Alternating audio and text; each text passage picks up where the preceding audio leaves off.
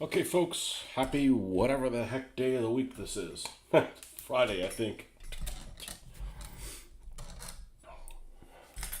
Not going into the office today.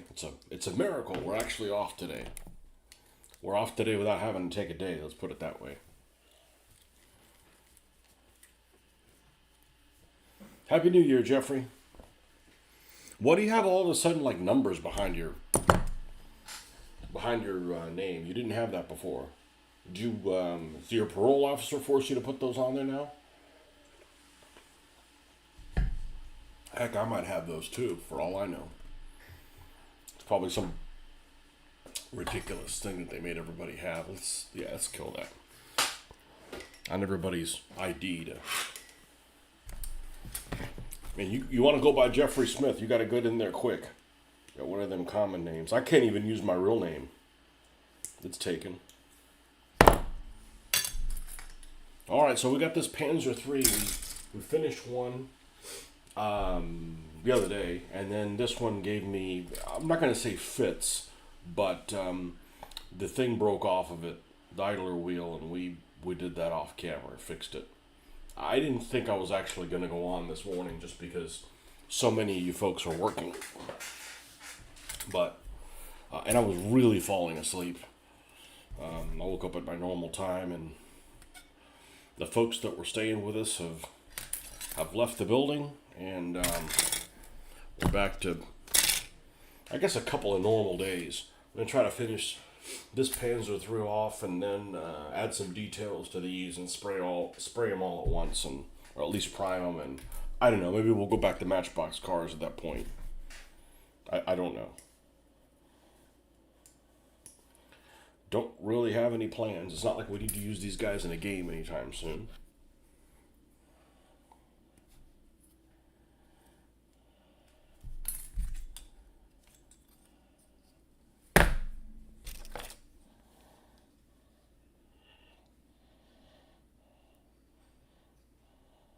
Might even build a war rig. Who knows?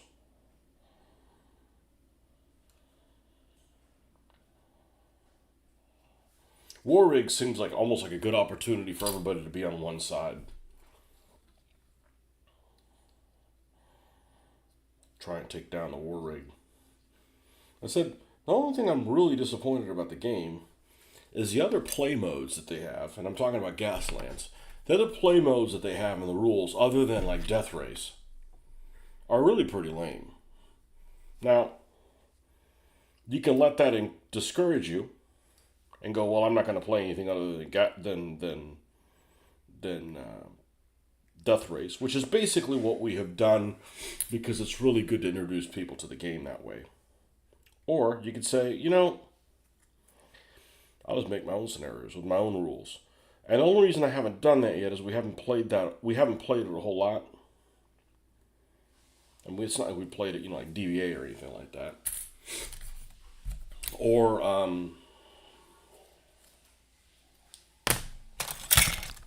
because I have zero interest in running a tournament with it.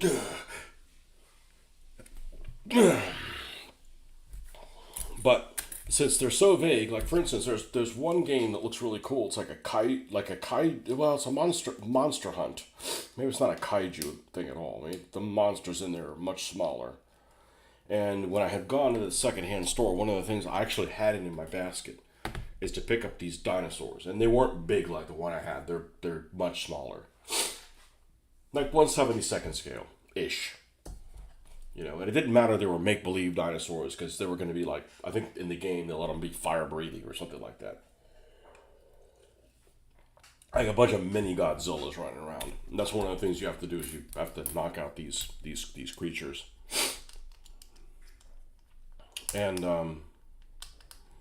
I just decided not to take that on as well because they just look kind of vaguish. But even though I do want to stick to the point values that the vehicles have just for ease. I don't necessarily care if the game's balanced as long as it provides an interesting narrative.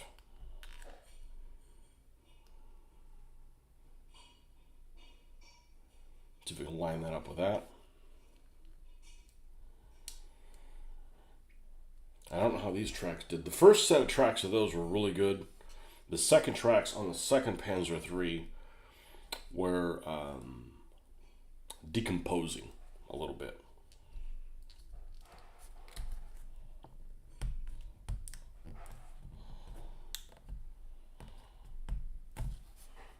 So we needed to take some care in how that went about.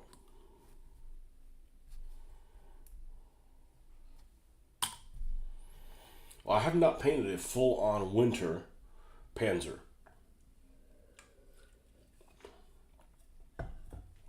I've done T-34s, and I really like how they've turned out. It's some of my favorite vehicles. I guess when somebody asks me, what's my favorite World War II vehicle, I should answer it, which are my favorite models I have built of the vehicles? 'Cause I don't really have any favorite World War II vehicles. I like them all. There's a handful I really dislike, but maybe even less than a handful. But models, how they've turned out, my Snow T-34 has got to be right there at the top. They've just, they look something plain, and they made them look really interesting. And it's just because, you got this whole other level of color on there. Not only do you have, the green and the weathering and stuff like that, but you've got a whole layer of white in the weathering that goes on top of that. Or the paint on the whole. And I haven't even put any snow down. I don't know that I'm going to. I'm not gonna, hey, spend all your money on these special snow effects and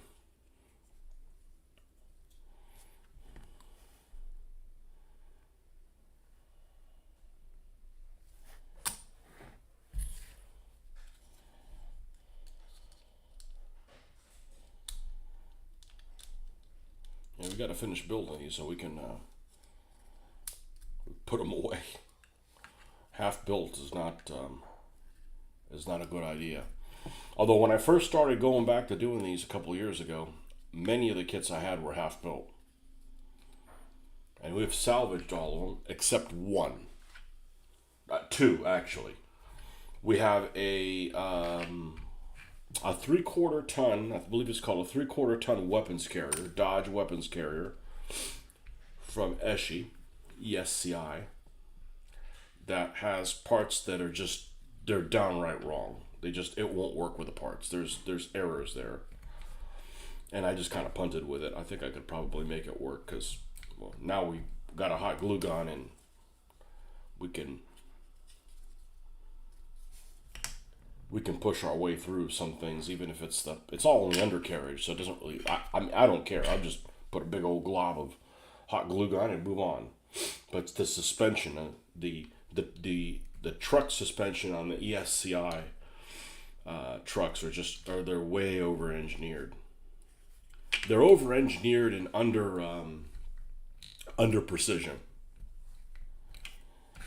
And there's one piece that just flat out doesn't work on. It might actually be more than one piece, but that's what I remember. And then the other one is the Airfix Churchill, the Churchill 7. In one of the many moves, I lost one of the tracks. And it's really, the barrel is really under scale. So, there's that. Alright, well, now we're back to everybody's favorite part, which is do all these damn wheels.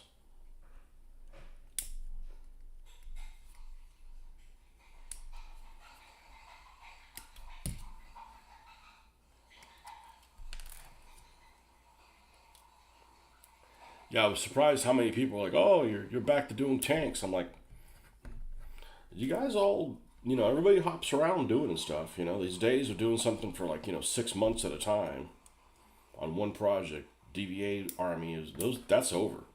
I'm not going to spend 6 months doing something. I don't know if I want to switch every day doing something different, but I got some different stuff to work on.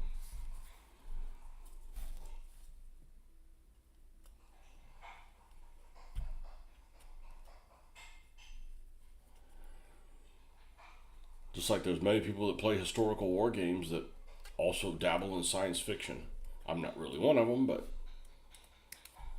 I don't really consider Gasland science fiction. It's more like playing with toys than science fiction in my book. It's not sciencey enough for me to really consider it that. All right, let's do the big wheels on here, and I'm going to consider super gluing these in place. I don't know if I'm going to do it, but I'm going to consider it. I used the weld cement on this, and as soon as I put the track on the one side, it broke off, and then I needed to drill a pin through it, which is what I did. And that works. That works pretty well. We've done that half dozen times and never have to worry about it again.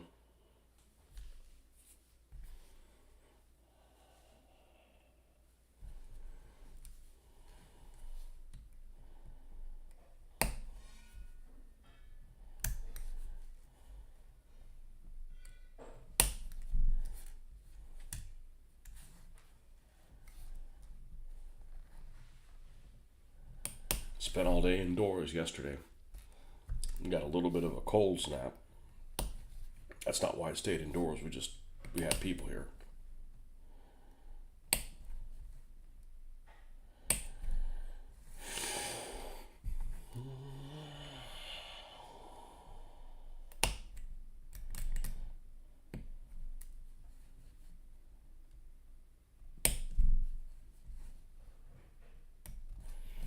And I could have done my show, but there's people just out there. MP Model Plastic, welcome back. Happy New Year. You're the Portuguese one, I think.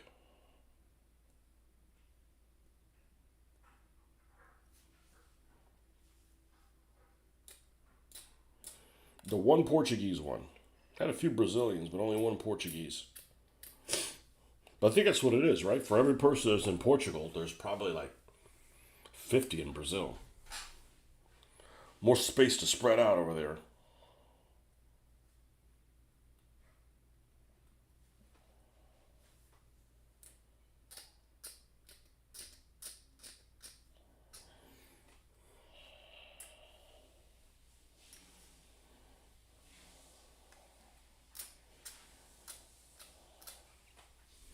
I'd like to make all three of these different.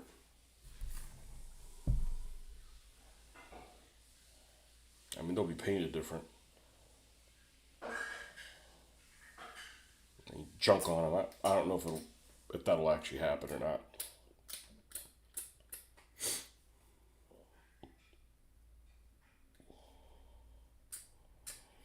We do have volume today, right? Not like the other day where I was filming with a phone and YouTube decided to bend me over. Bend you guys over too. There's no sound. Had to go back to filming with a computer like this, which I prefer, but message just doesn't get out to a lot of people. I guess if you're subscribed to the channel, it doesn't really matter, but yeah. Already getting sniffles due to these old kits.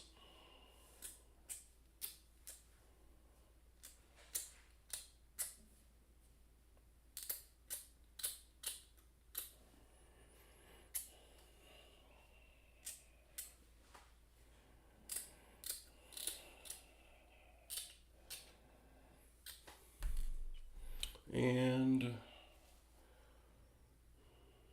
this one, and then we'll roll into the millions of little wheels. Tens of little wheels.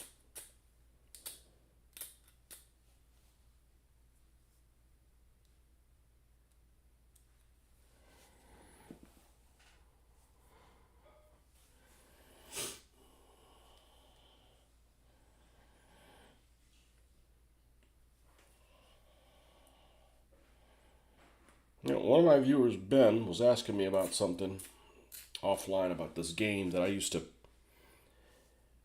play a lot. My first game that I really played, there's games I've played a lot. I mean, I haven't played them in a long time, but Squad Leader, Advanced Squad Leader, I mean, I haven't played them in 25 years. Probably wouldn't play them now. But the first game I really took off and played with a lot was this game called Siegfried 4. And it's I think they advertise it as 1895 to 1945 surface combat. And I played it for the first time about 1986, and that's pretty much with a dabble here and a dabble there of Micro Armor in the early 90s, in the late 80s, early 90s. It's pretty much the only miniatures war game that I played and collected stuff for during that time. During my what I would call my poverty years. I moved out and was not well to do. Still being a student, so forth. But that's the game we used to play all the time. And in the early 90s, I ran the game. And we'd get 7 or 8 different people come over and play games and on Saturday, and we played it a lot and range estimated. Like, talk about making your head hurt. I'd never go back to doing that. You're painting a V100 Commando with 20mm cannon, 172nd light armor used in the Vietnam War. I know the Commando had a 20mm cannon. Yeah. It's a good looking vehicle. It's an American BRDM that made by Commando. Is that made by Cadillac? I want to say it's made by Cadillac. Maybe there's a Cadillac version of it. It's a good looking vehicle.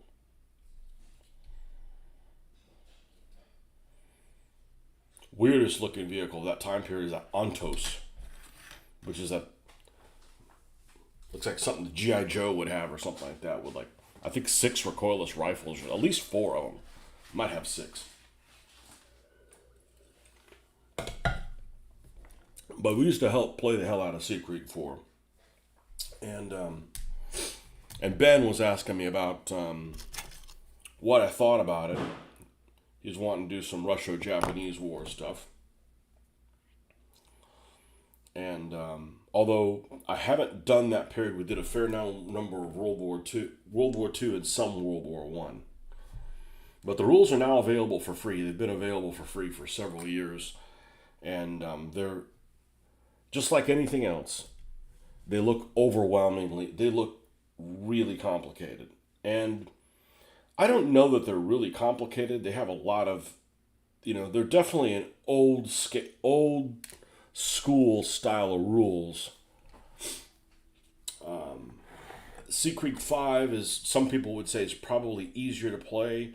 I would not say it is, and the only reason I would say it's not because it's I don't have the experience with it, and all the ship data isn't available all at once. As a matter of fact, when they released Siegfried 5, it only had a few ships to ship data for. You had to buy the other supplements for the other nations, which I never did.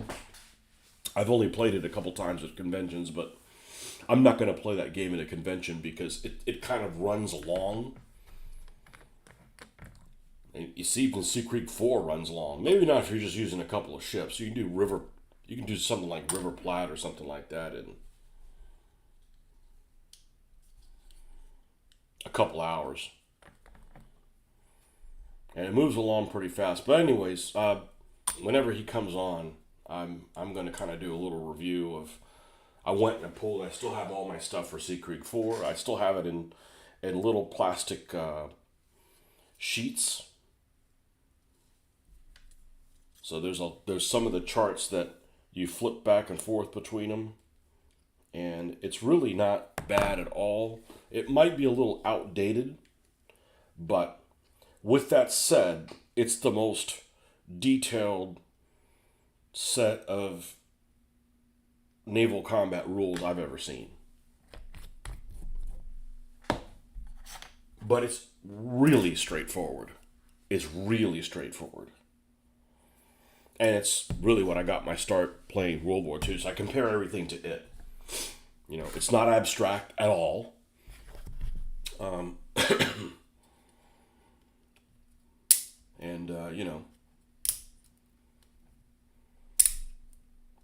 this is brittle as hell.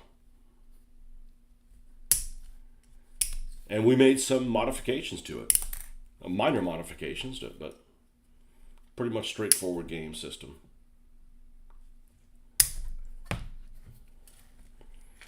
I've gotten other game systems, in particular, what's the one made by, I want to say it's Clash of Arms.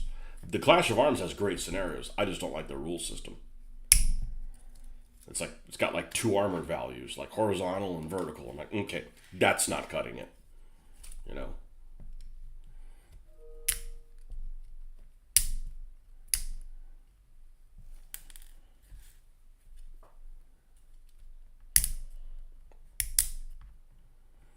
But that's the set of rules I compare everything to, or did. I probably don't anymore because it's been decades really since I played it. I sold all of my ships. I had probably 500 ships. About 300 of them were painted. Were they painted to any standard that I would find reasonable now? No. Were they painted poorly? No. They just, they're all painted pre-internet. So I remember as a kid, or as a young adult, I would get on my bike, 'cause I didn't have a car, and go to the University of Florida library, and I would go and look for books that were pre-Amazon, that you couldn't get anymore. You couldn't get before, to get ideas for scenarios. And I have a whole index file card of, I don't know, 400 or 500 different scenarios. I think I've shown them online, And some of those, there's probably better sources available now, but back in the late 80s there weren't. Yeah, the Matchbox Panzer III, the Matchbox kit I built the most. Oh, really? The color combo, weird though, normally 2 shades of sand. Okay, so you normally don't see the green in the... Yeah, I don't know how old this is. They ran out of... I wish it were all one color. The 2 color I would have liked this as a kid. But as an adult, I'm like, why can't you just make it a light gray? That way you're not trying to squint your brain to see what you're looking at. I'm going to do a no-no. I'm just going to twist these off. Because they're really, really brittle. And I want these things flying across the room.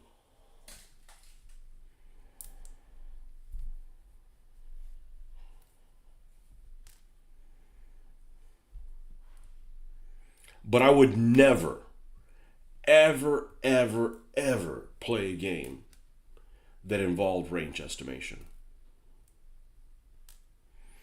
Because it is exhausting and really bears no realism to what you're trying to represent. I mean, I get it that there's some kind of skill that allows you to, guess ranges, and if you're within a quarter of an inch, and it sounds super complicated, but it's not. But if you're within a quarter of an inch from conning tower to conning tower, you're close enough to get a hit. And then you can roll to see basically it's on target. The spotting round and then you roll to hit. But you're doing a lot of work to try to guess the range right, and then you still have to do a die roll, and then you botch the die roll, so you're doing a bunch of effort for not playing the game. It's like when we're playing War Thunder, realistic, and you literally, that's what you're doing. You're range estimating every round. It's cool, but it's a lot of work. I mean, it's like you're tired, You're on break. Well, I'm gonna walk you through the rules, if you don't mind. I looked and I still have the sheets, set up with laminated paper, and how they're, you basically go, left through the book, and it's super straightforward, and then you can try it, and maybe it's not your cup of tea, I know the author of the rules. It just so happened that I worked at a hobby store that had the right to distribute the rules. That's just coincidence. That's where I learned how to play him, but I've never played with the author before. I don't think I have. He lives nearby-ish, and they run Sea Creek 5 at the convention, but they try to squeeze a game that's going to take about 12 hours, or that could take 12 hours, in a 4-hour session. So why do I want to play a game that isn't going to be finished? You know.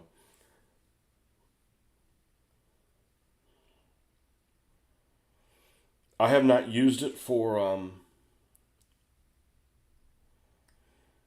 Russo-Japanese War. I never had any Russo-Japanese War ships. If I got back into naval wargaming, that is the period I would do. Well, really like 1898, 1900, before the Dreadnought. Before HMS Dreadnought.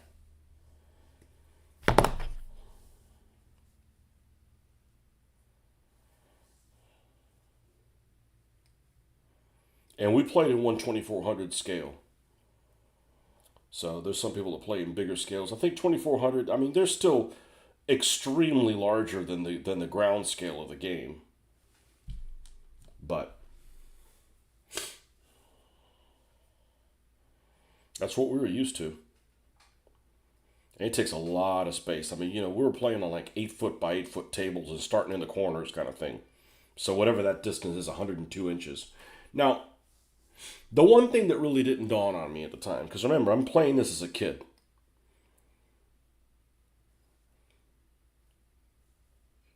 The basic scale of the game is an inch equals 500 yards. So if you're talking about something like HMS Warspite, and don't quote me on this, but I believe her maximum range is something like 30,000 yards. So that means she can fire 30. So you take the yards that it shoots at, and you multiply it by 2, and divide by 10. Anyhow, 30,000 yards is 60 inches. So take the thousands off the yards, and then multiply it by 2, and that's how many inches away it fires.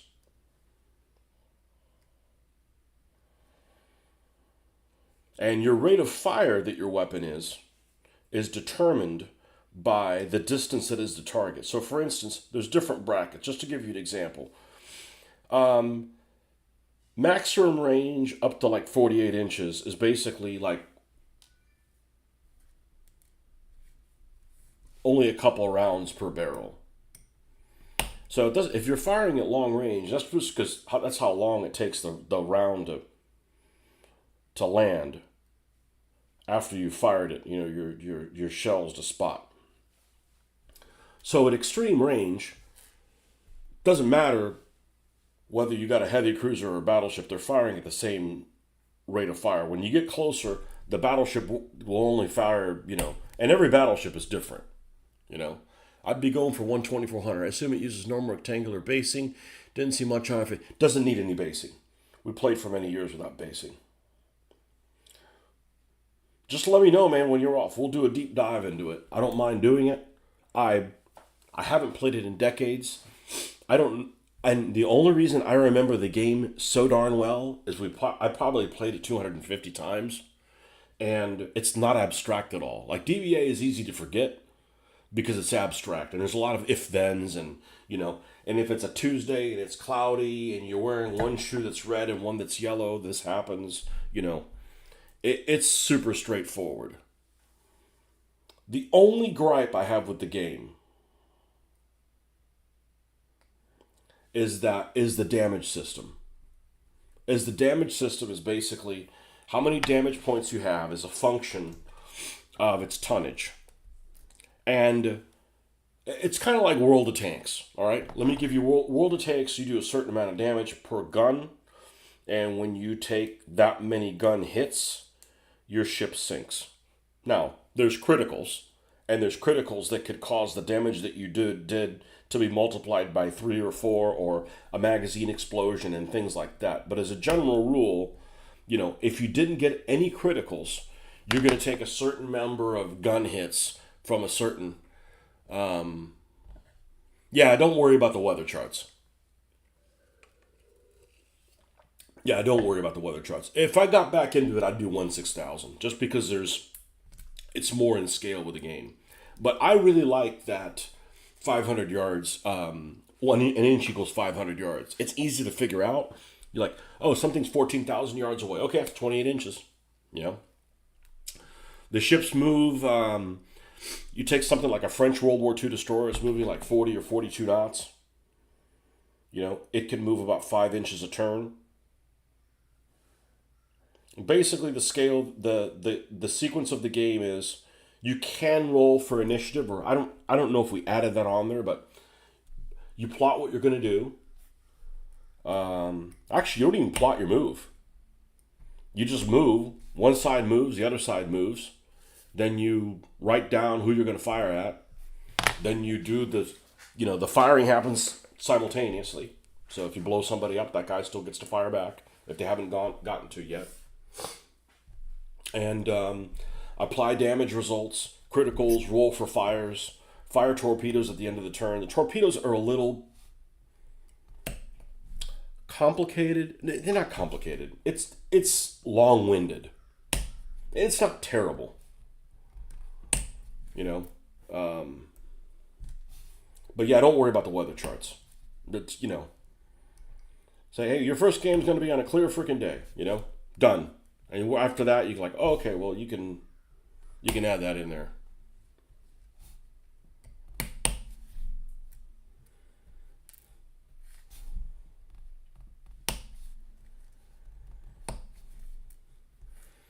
And it has the option to do range estimating, or which I would never do. And here's the reason why.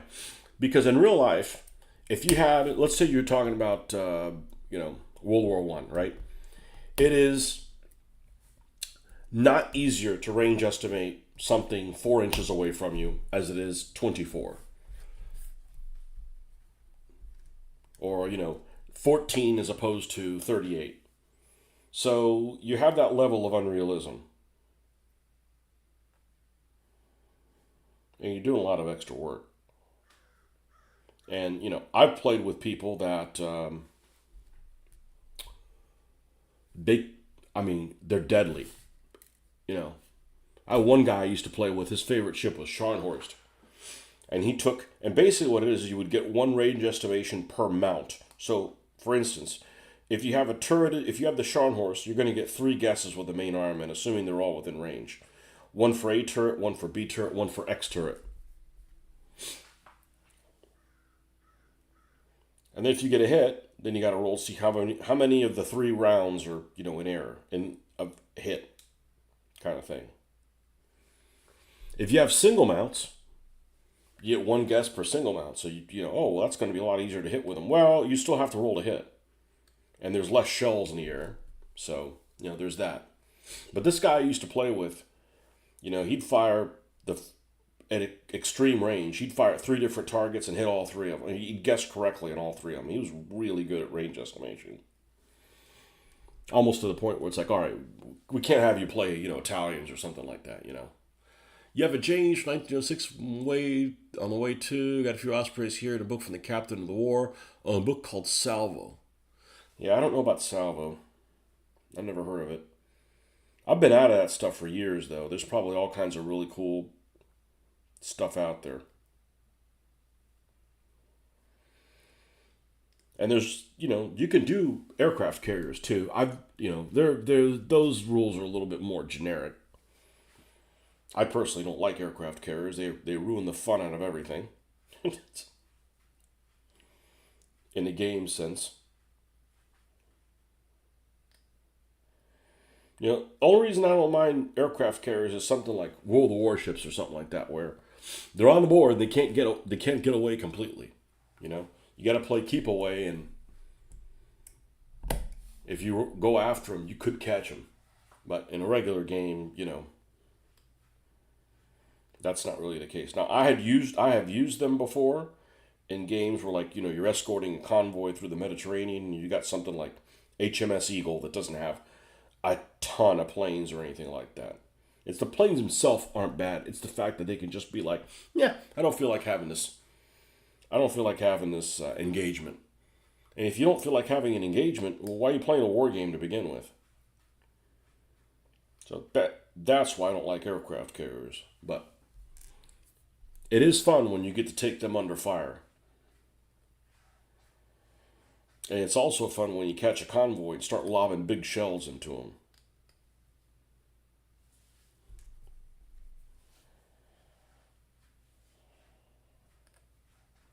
And the rules for submarines are also like really vague, really generic type thing. But we played that for many, many years. All right, let's put all these bits together.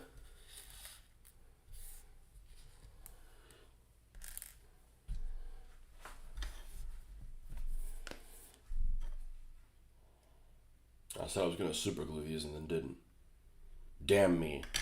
Yeah, I may just have to wait to put on the track a little bit later.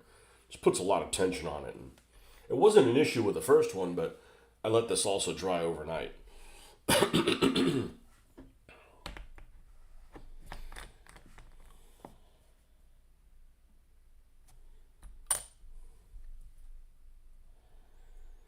Yeah, it's a shame you only made one Panzer III. I wouldn't, if they told me, hey, you can only make one Panzer III, I wouldn't have made this one.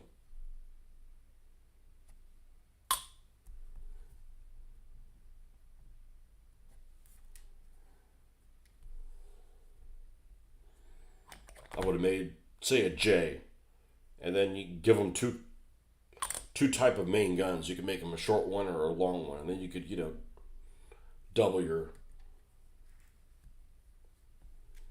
your mileage kind of thing.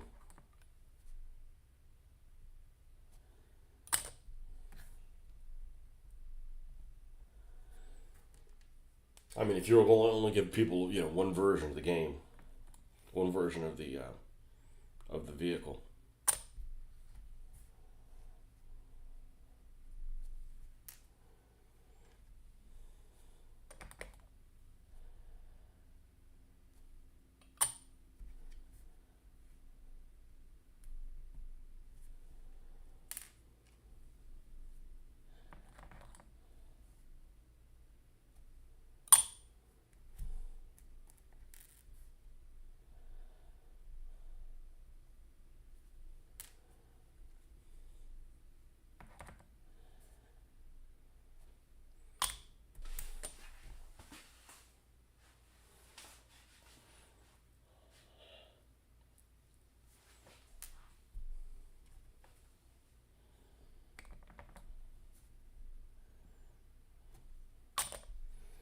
But that's what ended up getting me to buy all my copies of Conways decades ago. Which I don't know if there's anything more accurate than the Conways still to this day. There's probably other information you could get from other sources, but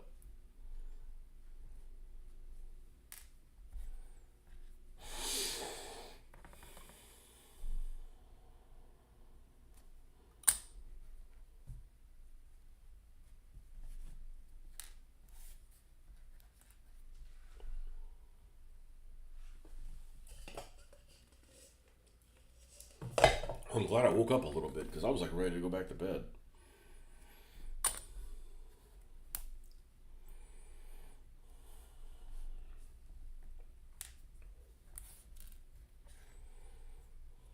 I'd like to at least paint one of these guys so I can see what the hell it looks like.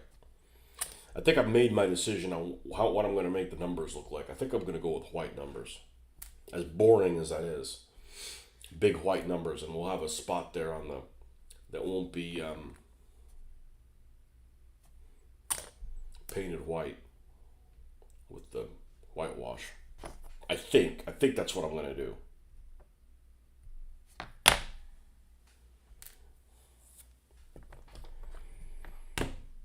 I wouldn't mind doing them in red. I wouldn't mind doing them in hollow, but those red and hollow ones during this time period, every time you see them, they're always SS units. So, and I don't know, maybe they were just had colorful stuff for them, but I know it varies from unit to unit, but if you look at the references, I'd like to do it as realistically as possible. And, I've got questions that nobody has the answer to.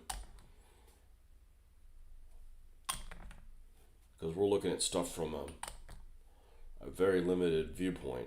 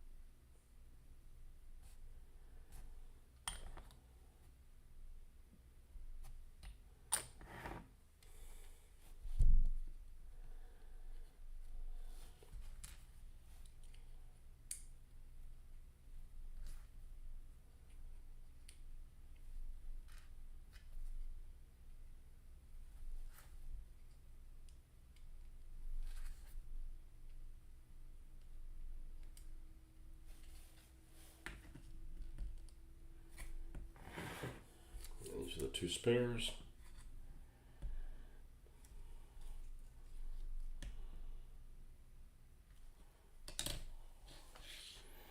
Okay. Got these things off. And I'm saving these little circular things. I'm putting them in the scrap pile for gas lamps. I don't know that I'll use them for anything, but they look like a useful piece of trash. These are really, really brittle.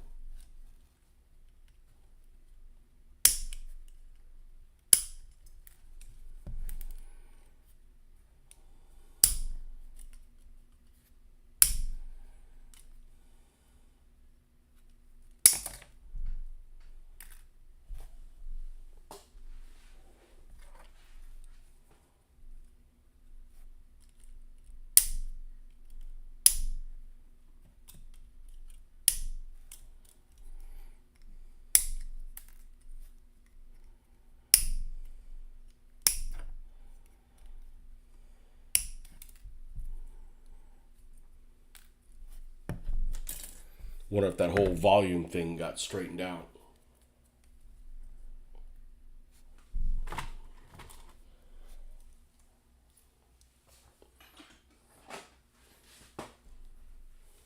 So I was gonna wait a couple of weeks, see if it sorted itself out. I was filming on here and apparently had no volume and nothing I could do about it because it wasn't on mute. Started over again, made sure it wasn't on mute, didn't work again.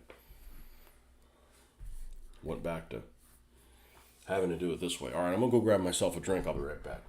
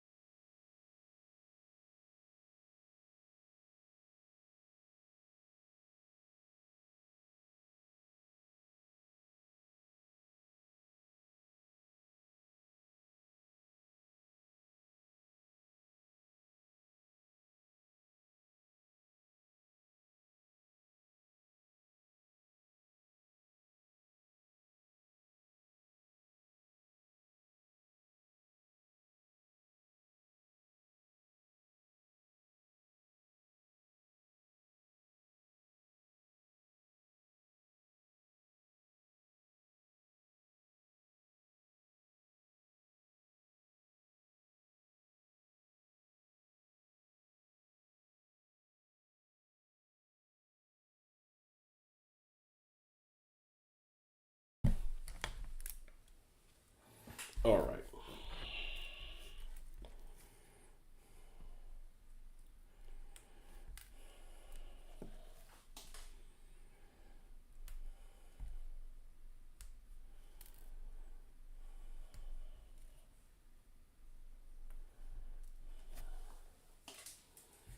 Little bits and bobs here. Could probably melt this and use it for sprue goo, but I don't know how the sprue goo would react with other sprue goo from other sprues. So I'm trying to keep it not too, not mixing it up. Even though this one doesn't seem to.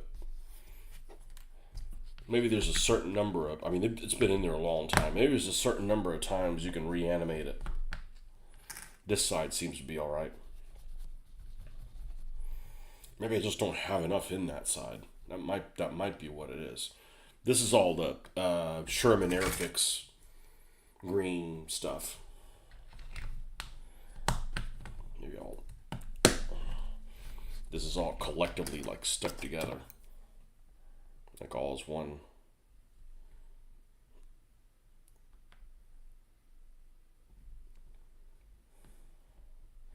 Yeah, a little bit more on there. The stuff actually smells pretty good. Yeah, I guess it's somewhat non-toxic because it's the one from California, the microscale micro weld. It smells like orange peel, honestly. It's pretty good smell if you ask me. Just another layer of that. I bought this specifically for this. I used to use this way back in the day, and it's, it doesn't come with anything. So I actually put a container. I emptied one of these Tamiya ones and took the label off of it, and, so you could use a little brush on it. Because what we do is we just use a regular paintbrush, small paintbrush, and apply it. But this thing's pretty flimsy. It could fall over.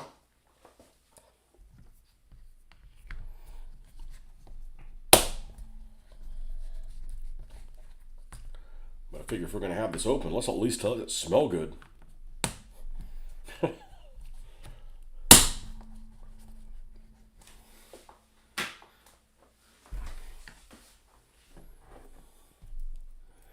All right.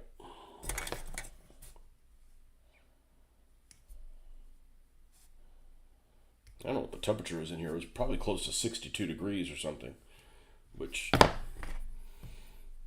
pretty cool to have that for free. I don't believe in running the heater here. Costs money and it kills makes it super dry.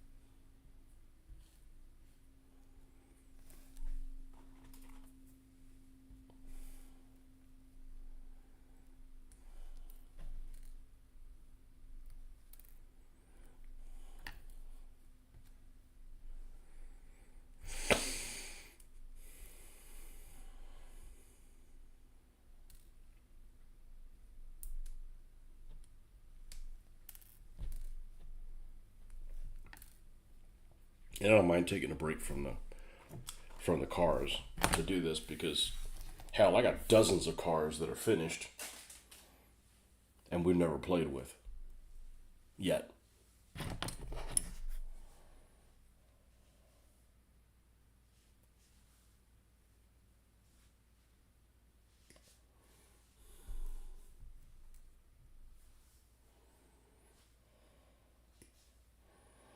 Like I said on the other shows, the Panzer IIIL should not have the little escape hatches there in the hull.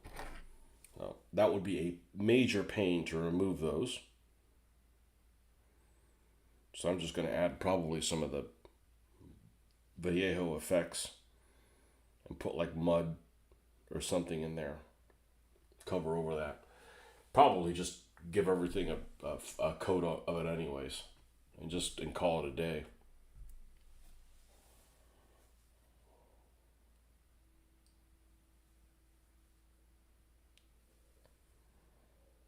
Probably should do that before I prime it.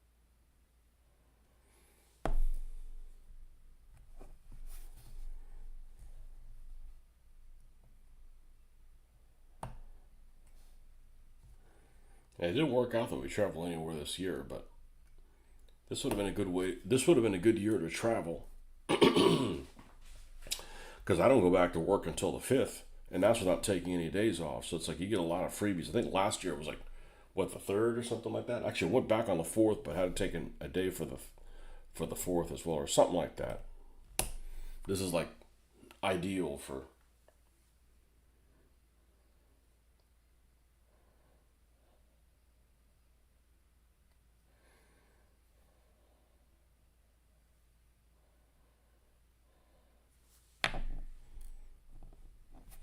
Ideal for me for traveling.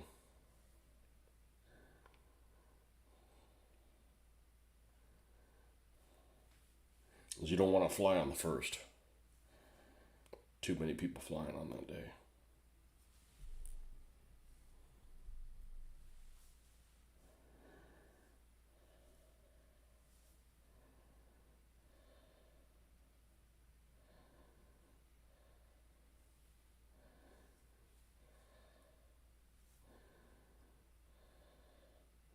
We're on Sunday. Sunday, man. Sunday's going to be like good day to stay off the interstate.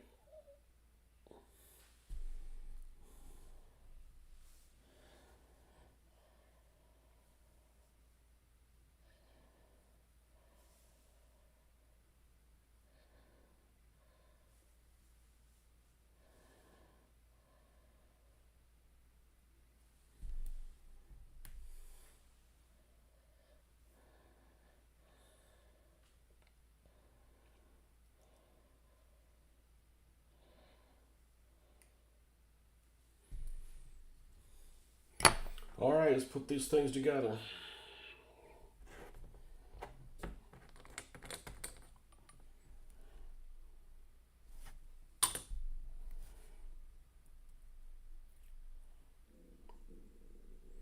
And I like using tweezers to put this stuff together, but man, my tweezers is just asking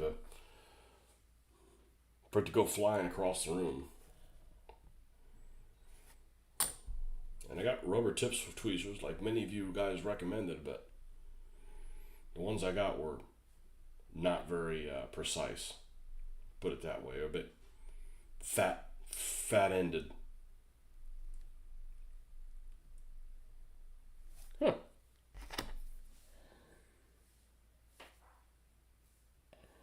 What have we here?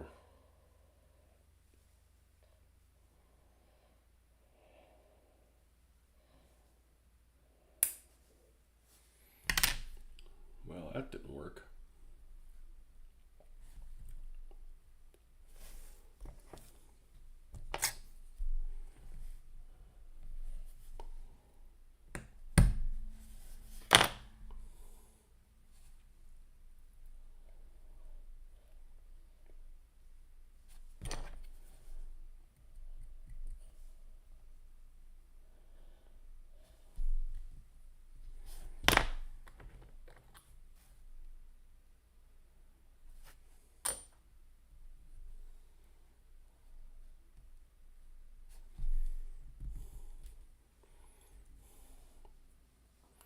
It's just a pain with these pieces being that small.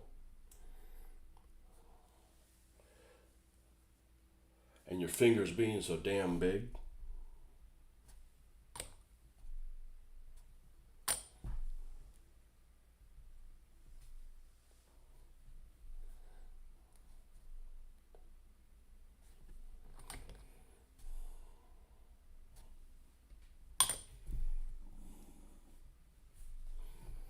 And the last one is here.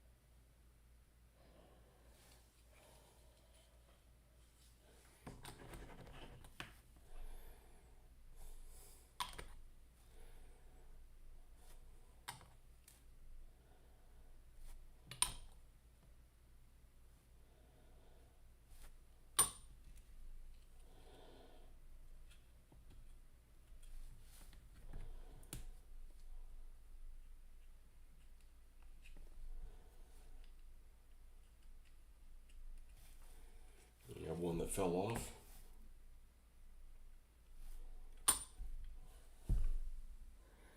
Yeah, this one's going to be trouble, I think. Maybe not. All right, let's take a look at the tracks.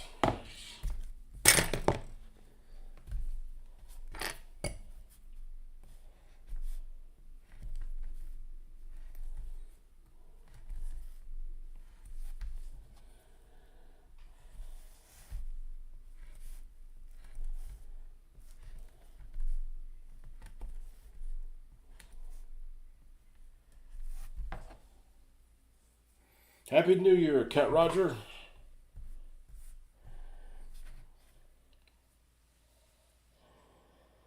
I knew you're a cat person, hence the name.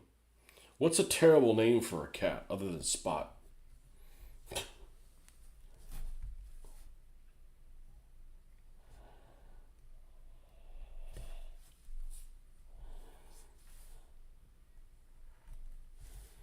used to know a guy who had a Dalmatian, and he named the Dalmatian Stripe. Just, be cute.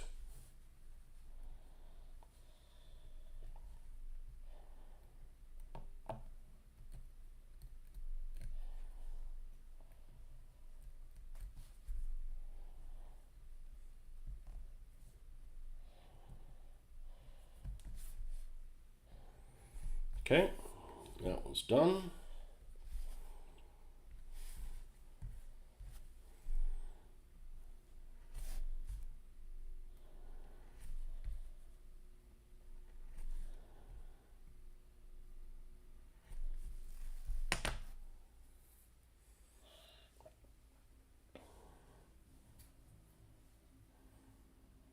We're going to go ahead and staple this joker. This works better than anything else because it gives you a little bit of play.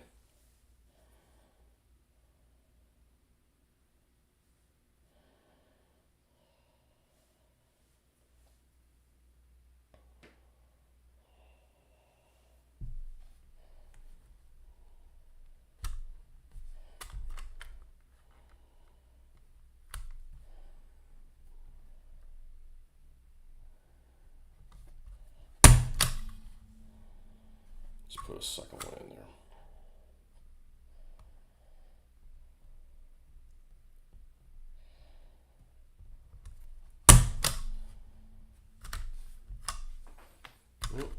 Same thing on the other one.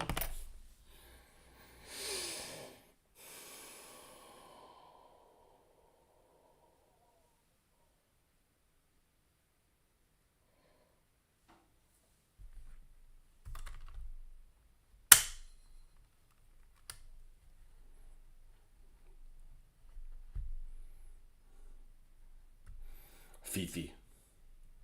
Cat named Fifi.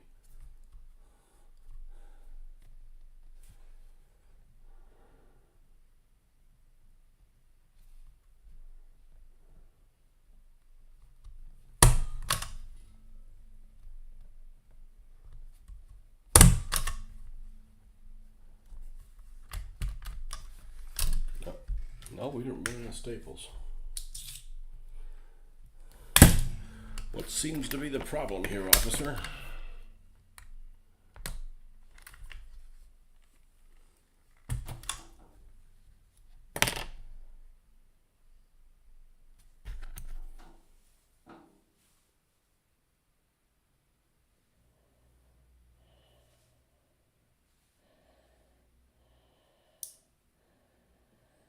Let's see if we can get on with just one. Because the more you do this, the more holes you're going to put this in this. Now,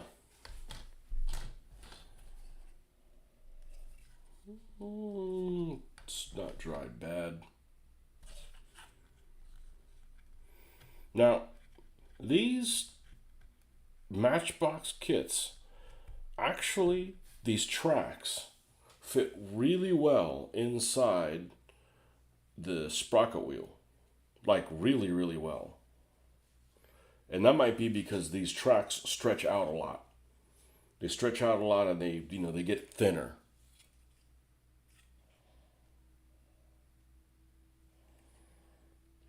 That one's going to go like so. And then we'll do the other one.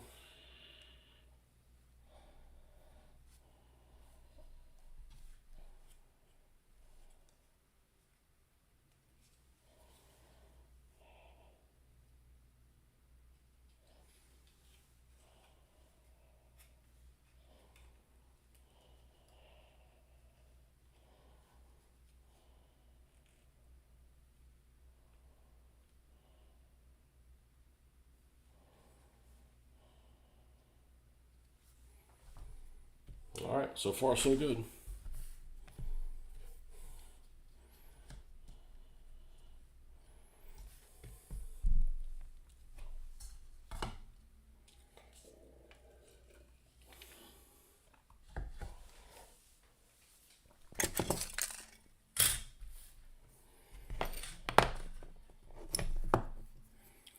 Any late Panzer IV 4345 in the latest stash to complete.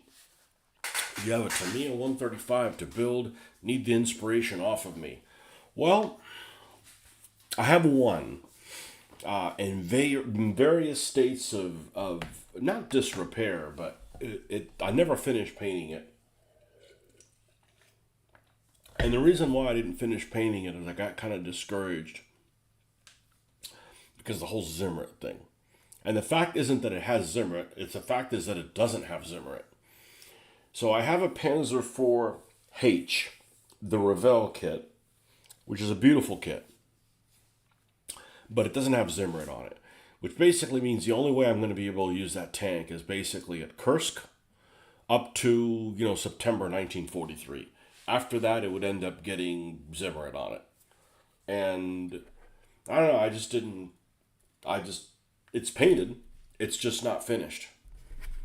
It's painted, I believe it's washed. And I just hadn't finished it because I was like, I didn't know what nomenclature I want to have. But I've got several of them done. I've got several of them done. 1, 2, 3. I have 3 of them done, ish.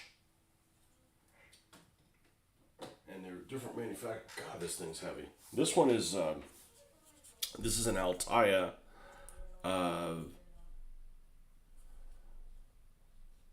What do you call this thing?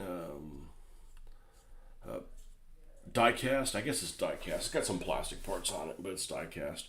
But this is before I ever did the black lining. So it doesn't have black lining. It doesn't have rusting on it. So that means, yeah, if I tinkered with it, we could make it look even better. And it doesn't look bad. It doesn't look bad at all. It looks pretty good. It just, if I made it now, it would look the next step up. This one, I believe, is actually a G. I believe this one's actually a G. So like for Kursk, no Zimmerit on it.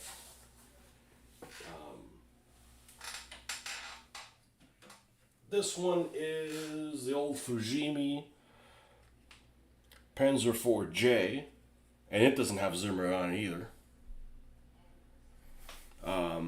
This is a really nice kit. And actually it gives you shirts, the shirts in it gives you are actually like mesh, but it's solid. So it's like solid looking, and it's got this mesh thing, so you have to pretend in your mind that it's transparent-ish, and it's not. So I just left the shirts in off.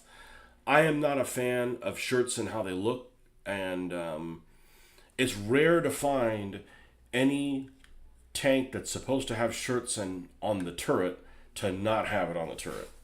There's lots of them like this one that just have these panels that are removed, because they're bouncing around, and some of them sometimes are missing, something like that. But I just decided to put the brackets for it, but not the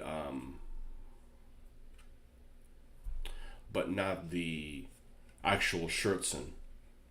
But this is actually a pretty nice detailed kit, with the exception of the AA machine gun it comes with is just pure, it's just a complete work of fantasy.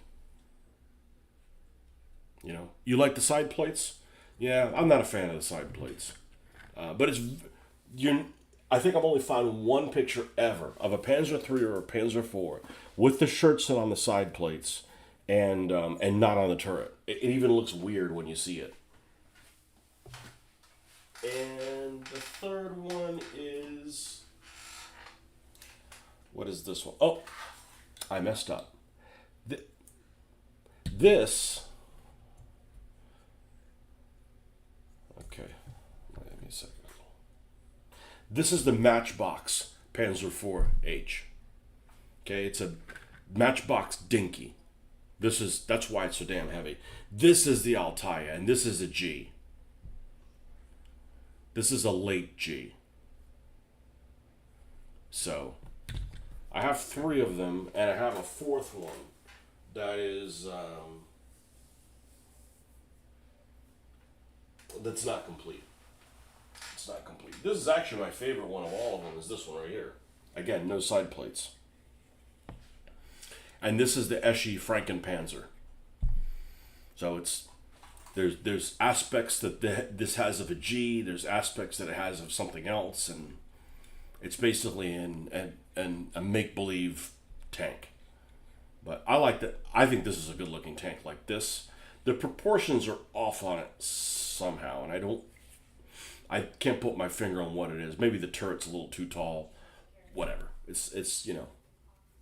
But I prefer a Panzer IV like this. I actually even prefer it in gray, you know. But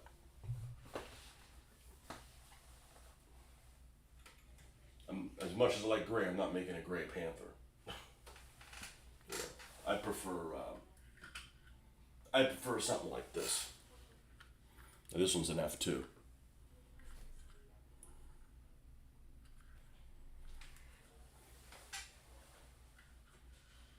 But when the Panzer IVs were gray, they were outnumbered by Panzer IIIs by like 8-1. 4-1. Maybe even a little bit more than 4-1, 5-1. Because they're all shoved in one company, and the company was a little smaller on paper than the Panzer IIIs. The Panzer IV company only had like 20 tanks in it. Panzer III companies had like 24 or something like that. I forget exactly what it is. They had a few more tanks in them. But these will be gray, these will be snowy, and I don't have a Panzer IV for them that is gray and snowy yet. Yeah, everybody has their preferences. I'd say most people prefer, I don't know about shirts, and most people prefer the Germans being, Dunkelgelb. I don't. It just matches the uniforms better if it's gray.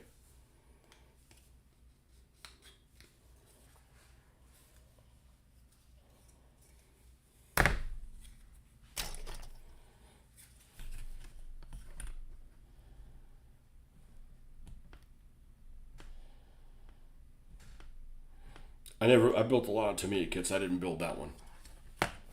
Built the Airfix, didn't like it, but it's my favorite Panzer, the 4. My favorite Panzer, the 4, the price is 76, 72nd has gone silly. Well, what's gone silly is if you take those old kits and they want them priced like they're new. I'm like, no. I've never built the Airfix one. I built the Eschi one, and I built the... I guess that's the one I built. I've never built the Airfix one. I prefer 1/72nd, only because it scales better with the figures. But as you can see, we have a mix of both. I don't care.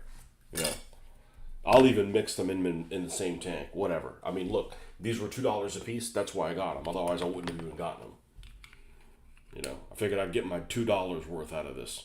I want my $2. Yep. Well, we're gonna get our money's worth out of them. But I freely mixed between them,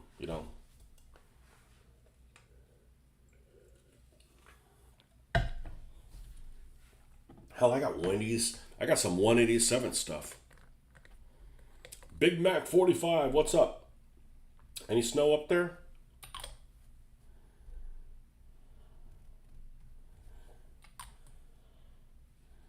We've got a couple of cold days here. Well, cold for,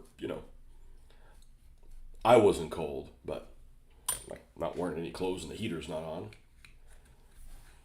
Of course, the heater's never on, so I don't care if it's 20-something degrees outside. We're not putting the heater on. I take it you're not working today.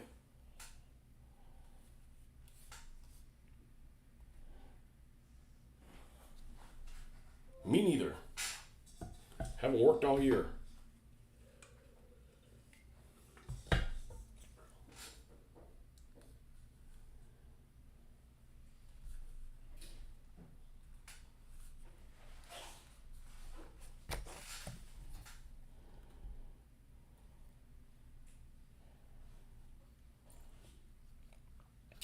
You know, once these are on here, if there's any flash needs to be removed the wheel on the wheels, which there's occasionally one or two little pieces, it's a lot easier to remove when you got your huge gargantuan hand on it.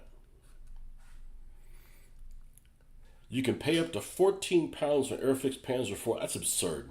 We can get a Tamiya Panzer 35 Panther for 17. Yeah, that's crazy. You can get some deals on the Airfix. I've never built the Airfix Panzer IV. What's that one build? A G, right? I think that builds a G. No Schertzen on it.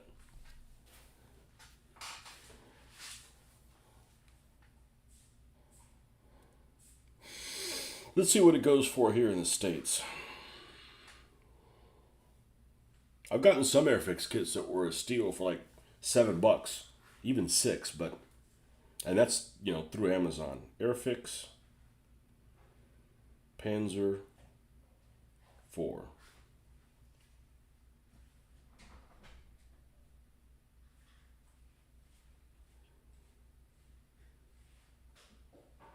This model, by the way. Yeah, look at this. This is through, you know, you don't always get a best deal through Amazon, but this kit here, that's a beautiful model. Now it's separate link track, so if that's not your thing, that might not be, you know, one to get, but absolutely beautiful model. But $32? Come on, man.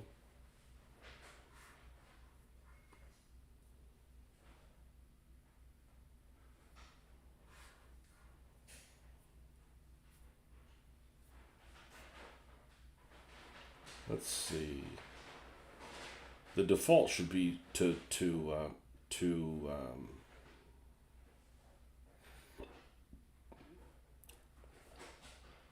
sort by price.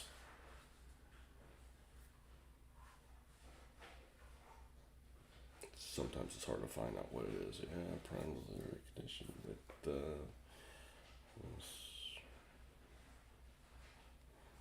let's see. Let me go out of it. Panzer IV Airfix. It's 176. They might actually call it 172nd. Noble Knight selling it for $14.95, but of course that doesn't involve any shipping.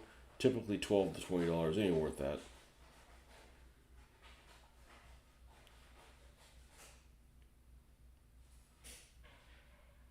I think the Hasegawa ones are nice, even though they have a wrong running gear on them. Yeah, they got a lot of wheels too.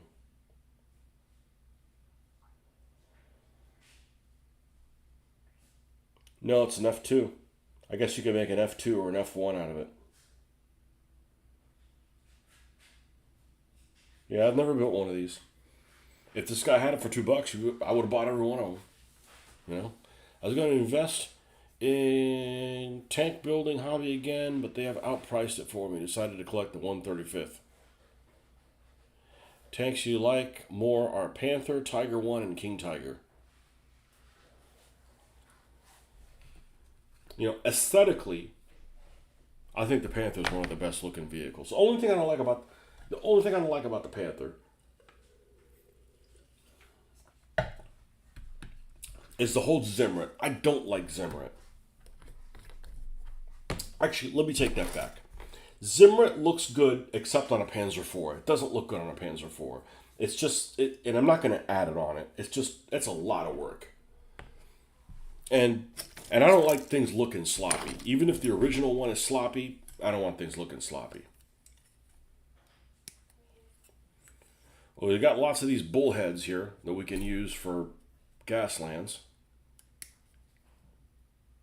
Put them in the Gasland scrap pile. All right, let's put the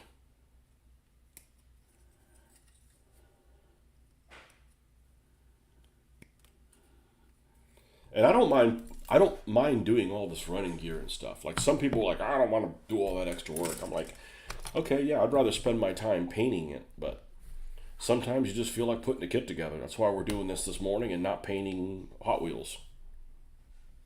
Just to kind of mix it up a little bit. You love the German half tracks? They're pretty attractive, aren't they? I got one to do. I got a 250/9, a little Recon half track. I got one of those to do. I wonder what's wrong on those instructions. I'm sure it's something.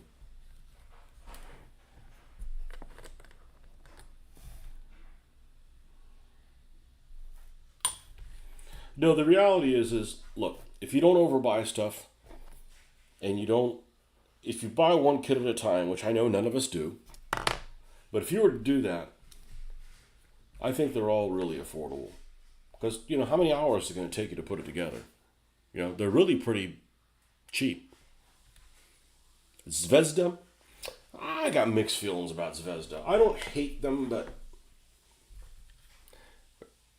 really, if you get down to it, compared to Tamiya and 1/35th scale, I think everybody sucks.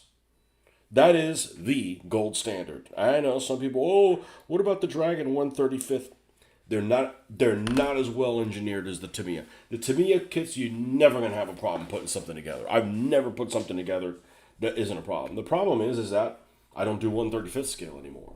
I could game skirmish in 1/35th scale, but man, you got a lot of space then. I have no interest in just building a diorama and have something just sit there, even though these guys are just sitting here. But we can pull out and, have a battle if you wanted to. But the Tamiya 1/35th, in my opinion, they have one problem. And the problem that they have is that some of them are relatively old. And when it goes to painting guides, they're only going to show what colors you can paint them with their own paints. Even if there's better paints out there, they're going to suggest their paints, which may or may not be accurate. Other than that, gold standard. Nothing goes together. It is just really satisfying to put those things together. I'm a big Tamiya fan, but they don't make 1/72nd scale armor or 1/76 scale armor. They make the 1/48th, which I would rather do skirmish game at 1/35th than 1/48th. I do not like 1/48 scale for nothing. I do not like 1/48 scale. And I mentioned many times why I don't. I had a bad childhood experience with it. I don't want to revisit it. You took the old Airfix Tiger 1, built the box on the turret. Yeah, you can't. German tanks without a box in the back look weird. And used plasticine to make the Zimmer once, undercoated and it held up fine. That's just, I don't want to get into that kind of work. I want to put that kind of detail in it, but I want to do painting and putting little drippings on it, stuff like that. I don't mind adding some details, but that's something I don't want to get into. I don't find that amount of retrofitting and fixing enjoyable.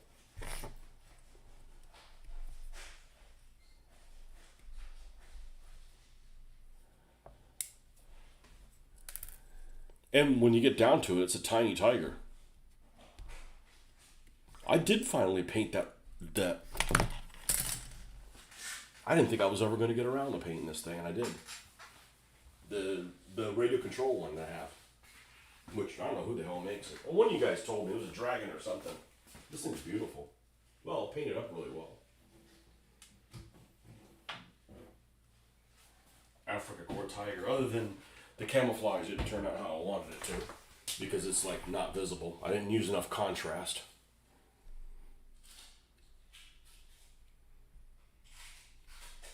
This is an RC tank, or was an RC tank.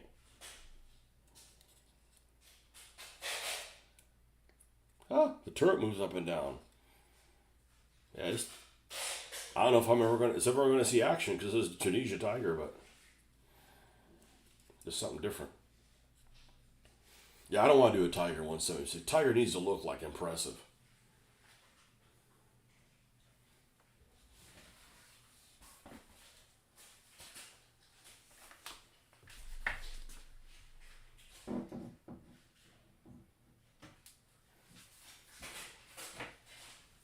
But I actually prefer Panthers to Tigers. They're used more often. They weren't in those silly little units. I don't like those spare Panzer company things. I don't you know, just not a fan of following where those things are around. That's probably the biggest reason.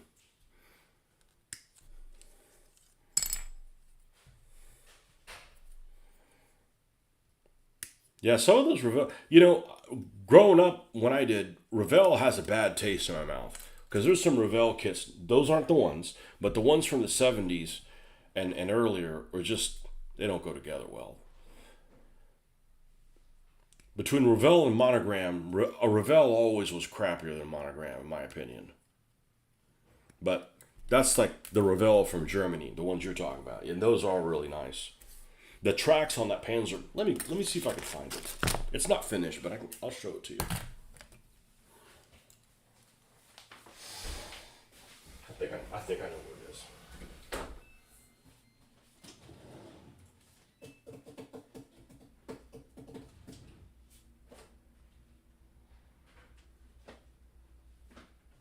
Man, I got a lot of unfinished stuff.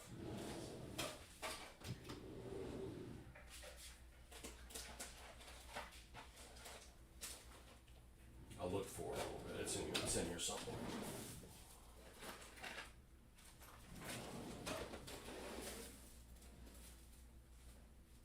I'll get even more. Well, these are finished. I just don't have anywhere to put them. This is what the T-34s are going to look like. These are complete. I just don't have anywhere to put them in my case.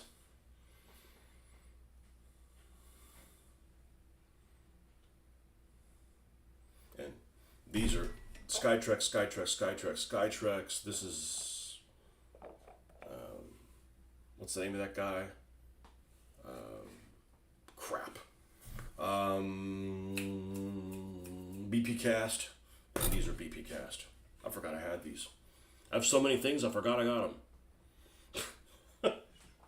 These are going to be for same thing. So we will have some T-34 76s with the hexagonal turret. And these are 176th.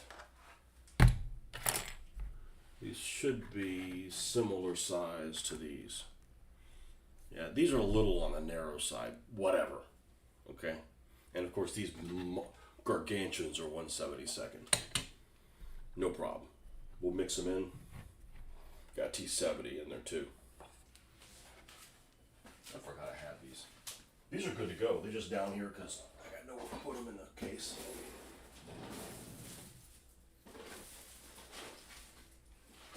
It's here somewhere.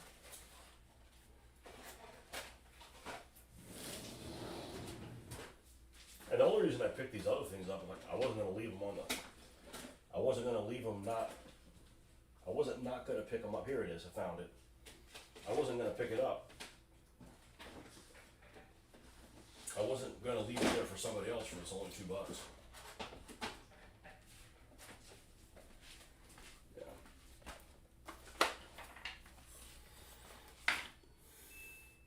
Yeah, it looks like it suffered some damage. This is it right here.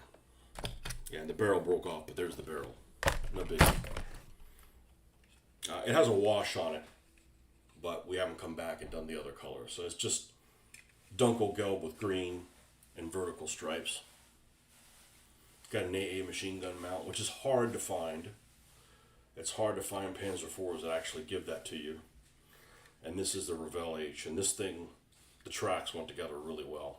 I did them online in one of my live feeds back at the old house. So, yeah, we'll get around doing her sometime. It's a beautiful model. Right next to the Hummel, which is not a beautiful model. It has all kinds of issues to it. Also known next to the Vespa, which is also has some issues. But, and of course the biggest, these things. I picked up 4 of these off of eBay many years ago. These are Skiff. I believe they're Skiff T26s. And I hate photo etch. I hate photo etch because of how you have to glue it. And like these fenders have to glue onto a 90-degree surface, and they have to glue it at on the edge of this. But I'll finish these someday, and they'll turn out okay. You know, good times. I didn't realize I had those other guys for winter converter too. That's what they're for. Just thought about it again since the Little Wars did their whole thing on that. Not that I'm going to play their game. The game's way too generic for me. Here's the other Panzer IV. This is a Panzer III that's a Revell from Germany. This is going to be the command vehicle. This is going to be the command vehicle of all these Panzer IIIs. This is an L, and it is from Revell of Germany, and it is gorgeous. And this in 1/72nd, so it's significantly. It's not that much bigger. And this one also has the incorrect access doors. So I guess I'll have to mud those up too. I guess I should leave this out here.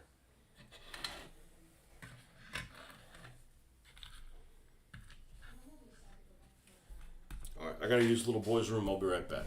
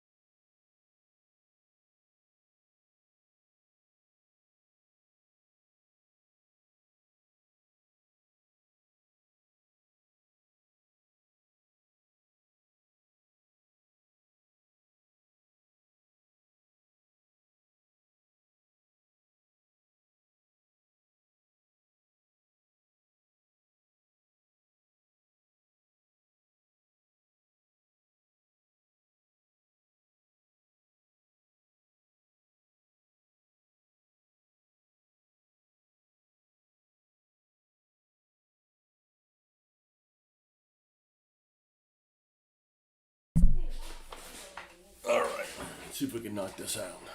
You built the T-34-76 172nd from Italy.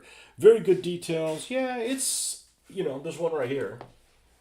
There's one right here, and I have a 4340. I have the 43 one.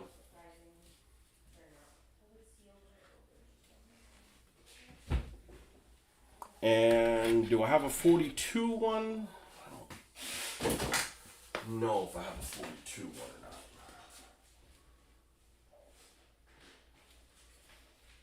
I don't know if I got quite a few Soviets that are snow now that I think about it. Man, it look good. This is what I like. I don't like them like super bright white. I want them to, you could still tell that there's, green underneath. That's just my personal choice.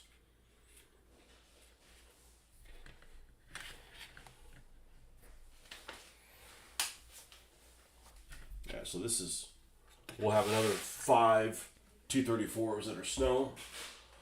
We'll have 3 Panzer IIILs, 4 Panzer IIILs, one of them a command.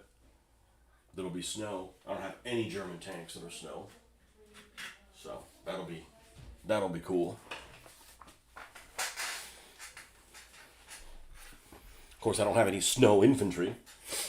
Yeah, it's not really important.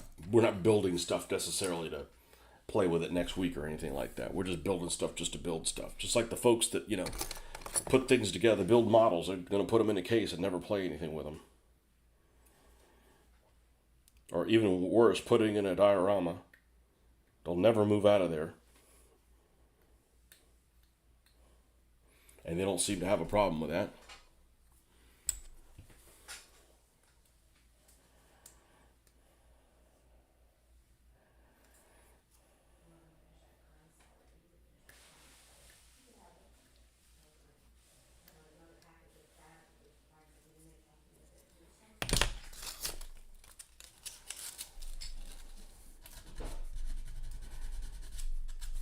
How did it get to be freaking 11:30 all of a sudden?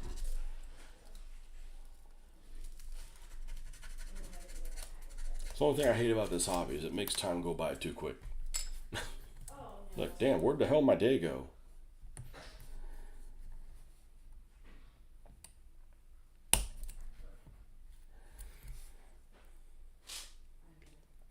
You're falling asleep at work today. That's what you get for going in. I was falling asleep this morning. Here. No work today or tomorrow or the next day, and then all hell breaks loose. So I've been off since the 24th of December. We worked the 24th half a day. Since the 24th of December, I've only worked one day, the 29th. I've had every other day off. Every single night, I've had a work dream. I haven't thought about work at all, because it's like, either we haven't been open, like today, we're not open, so nobody can fuck anything up. Nothing can go sideways, there's no trucks on the road. That's the kind of days I like off. Like, everybody's off too. Perfect. And every single day, which is unusual, I had work dreams. And obviously, made up work and scenarios that are just, but you wake up and you're like exhausted and confused.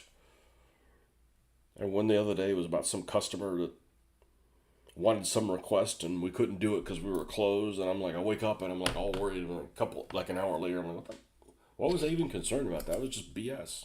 It just freaking confuses you.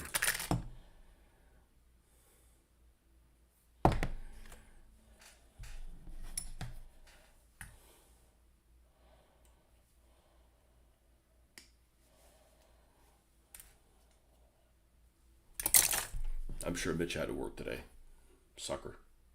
Like I said, he's just like, I didn't bother checking. It's just so annoying that he has an opposite schedule.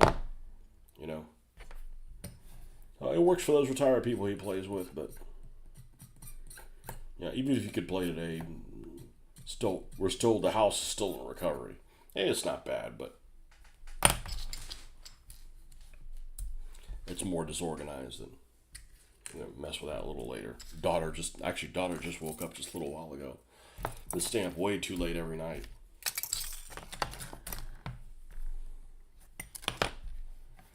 Work dreams suck. I used to have a lot of them when I was an assistant manager. I rarely have them. I rarely have a dream about what anything that I'm really experiencing. So if I'm worried about work, I usually won't have a work dream. So I'm having them because I'm not worried about work.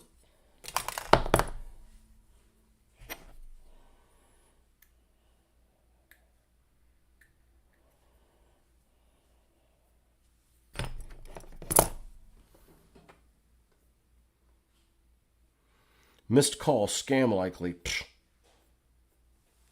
Assholes.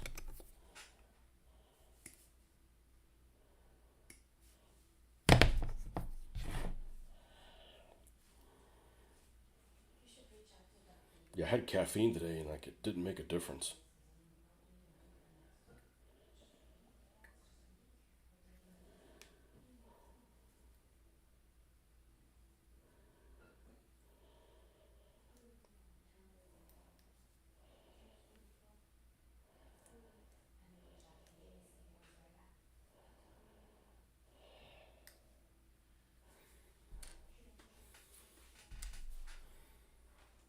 People who study dreams will tell you it's the other way around. That you're thinking about work when you have a work dream.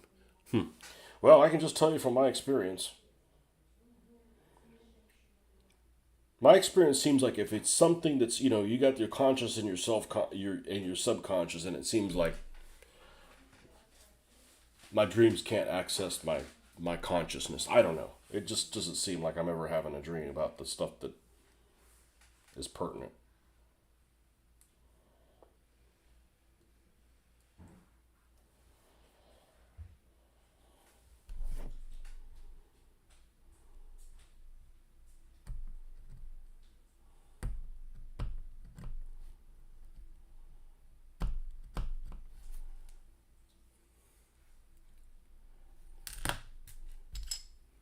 Okay, I think we got all the pieces parts that we need to. This one was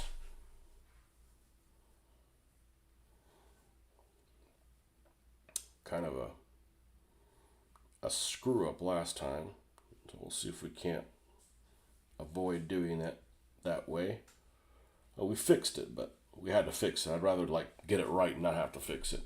All right, so this one goes like this. All right, so this is upwards, and this is like a little house, so it needs to be upwards like that. Okay, so this is going to go inside of here. Okay, we're going to want to glue that together. Messages from the deep.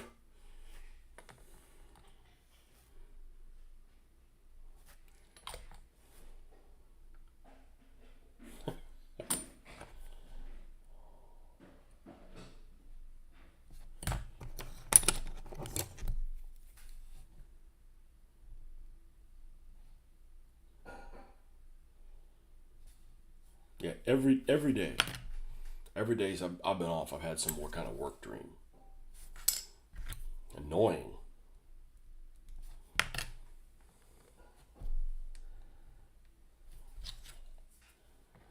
don't think I've ever had a World War II dream, ever. Or a DBA dream either.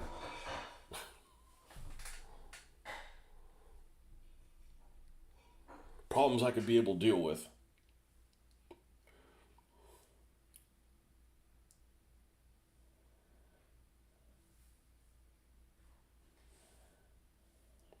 Okay.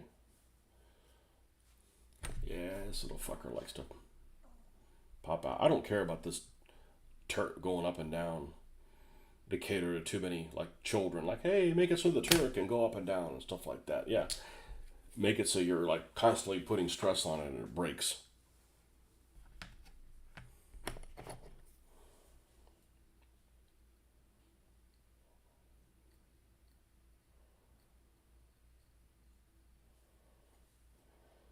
One of the things that I really enjoy, this is as close as I've ever done to doing drugs. Well, other than, actually having, anesthesia, but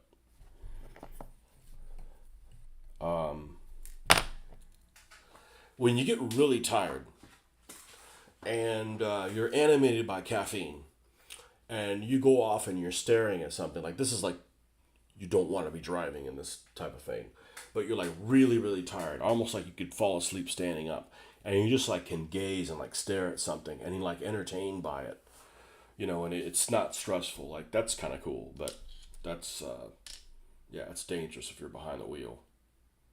I don't know if there's a name for that.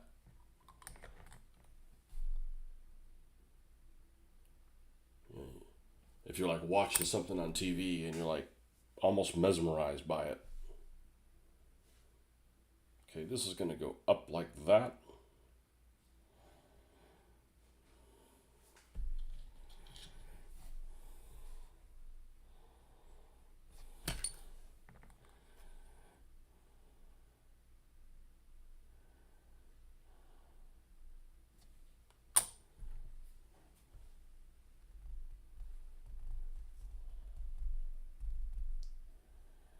I would suspect a fair number of people are not working today. Big Mac, you got to work today? Sounds like you probably don't if you're chiming in, unless you're at lunchtime. I don't know if you chime in at lunchtime because I'm not on, I'm not on at lunchtime, but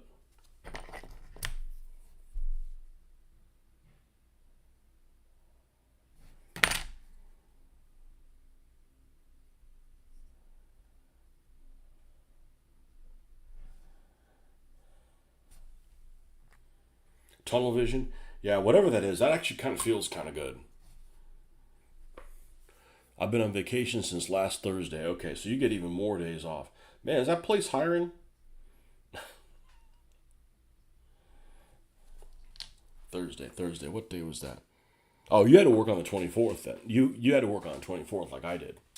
Yeah. Yeah, I had to go on the 29th too for that was an annoying day. Or am I off by a week? I don't know. You know, I enjoy not being at work, but I also like routine. So, like I said, it's kind of a shame that we're not traveling this year, only because I get like a lot of days off for free that I don't have to put in for them, and like the plant's closed. I think last year or the year before, I needed to be off until like the third, but the plant went and opened again. And I'm like, shit, you know. Being off on that first day in January is a problem because you end up having a lot of customers that been sitting on their lily all through December, and January rolls around and want to throw a bunch of curveballs. I want to be there. Looking for a salesperson or truck driver? No. Sales weasel. I'd be a good salesperson if I believed in the product that I was putting in. Like there's some stuff here in the hobby that I'm a big fan of, but I'd be like terrible like selling cars or something like that. And it's a car I don't believe in.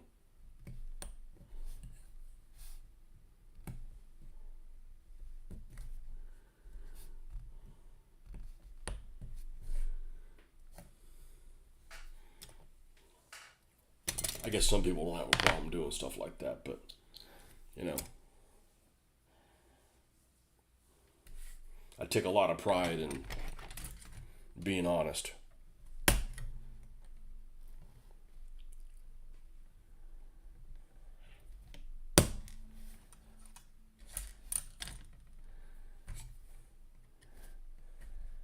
You guys have your own trucks, huh?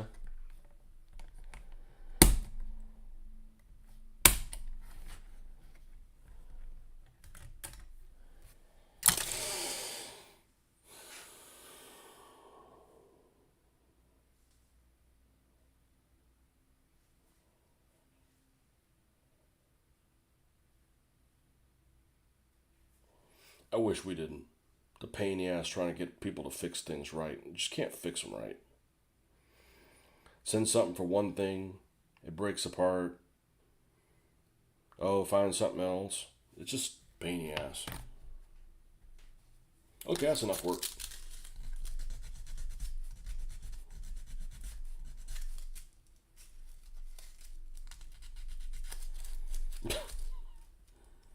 Yeah, this is a screwy looking tank without a box on the back. especially with a long barrel. Rommel box, I heard some people call them.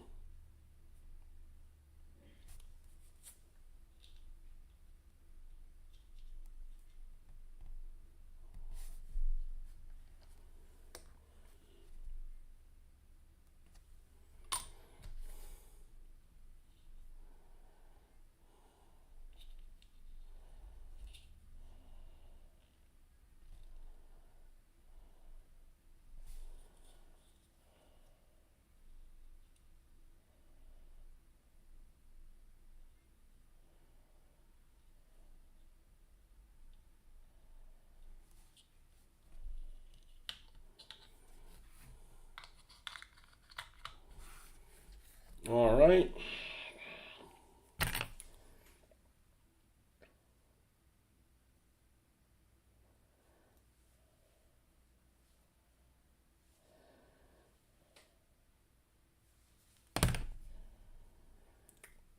This goes across from it, and one's in the middle, so it's this way forward. And this is also going to have a hatch closed. They're all going to have the hatch closed except the command one. Doesn't mean it's actually open, it's just for variety.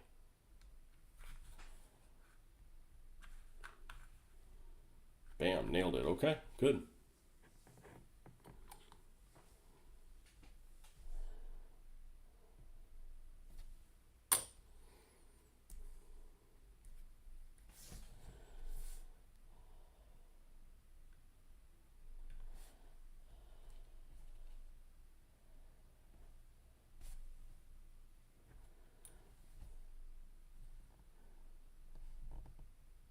Keep reading on all those things. Why, man, lots of people getting laid off because their jobs are taken over by AI. Well, not what I do for a living.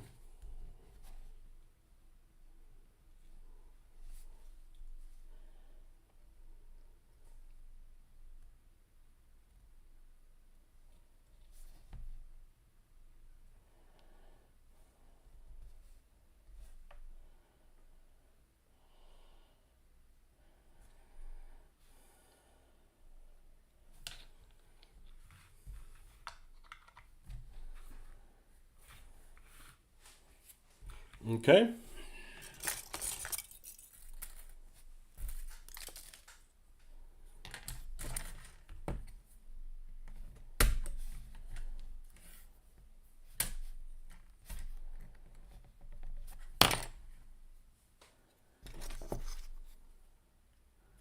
We're going to save this little round piece.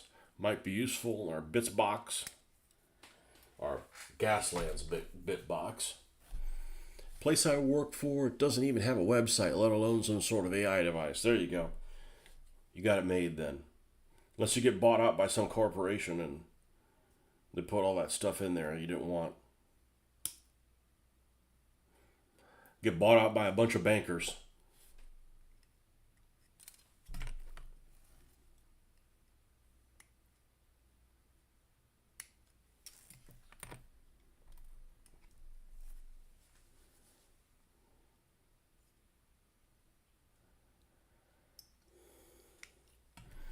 No website. Perfect. I don't know. I prefer email to phone calls. You miss so many people in the industry I'm in with phone calls. Like, you go pee, come back, somebody called you, left a message. You check the message, because, I check the message, because that tells me whether or not it's a priority or not. Call them back, they're not there again. I won't leave them a message again. I used to. And then they'd leave you, and you do this back and forth like 4 or 5 times, and, you just drive you crazy. So, if you leave me a message, I'll try you back, and I'm not going to leave you a message. We're not going to I'll just keep trying you again.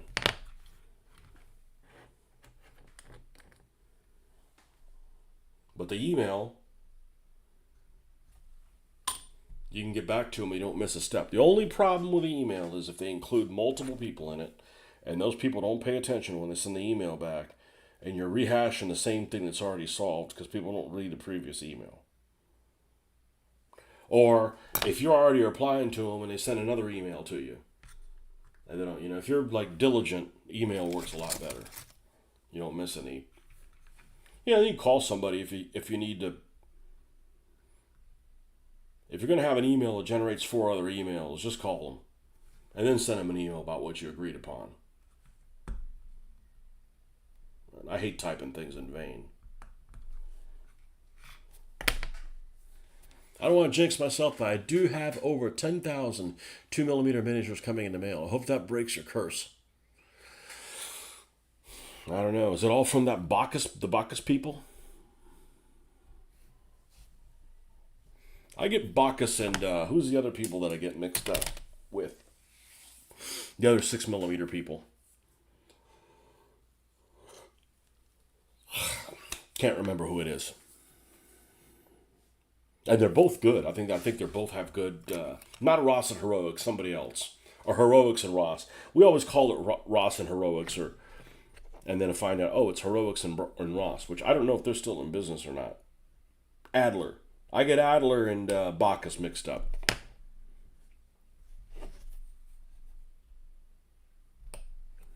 I want to say I had some Bacchus figures at some time, and they were really good.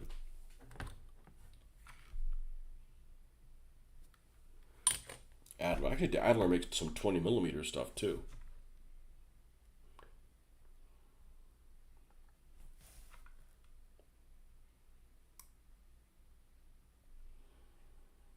There's the MG. Now these are their own 2mm that I 3D model and set off to have printed. Oh, you're a 3D modeler. I didn't know that.